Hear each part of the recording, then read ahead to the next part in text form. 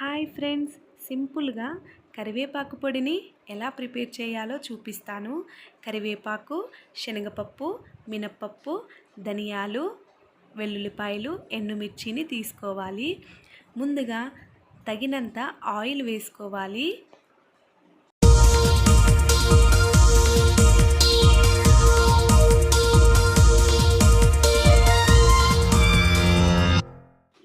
Oil heat అయ్యాక ముందుగా శనగపప్పును వేసుకొని కొంచెం ఫ్రై అవ్వనివ్వాలి.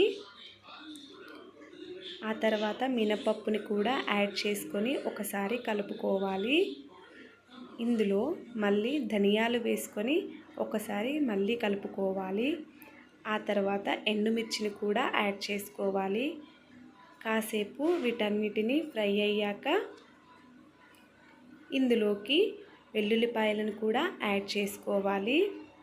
అలా కాసేపు ఫ్రై చేసుకొని ఇందులోకి జీలకర్రను కూడా యాడ్ చేసుకోవాలి. ఎక్కువగా ఫ్రై అవ్వకుండా ఒక 1 or 2 minutes ఫ్రై అయితే సరిపోతుంది.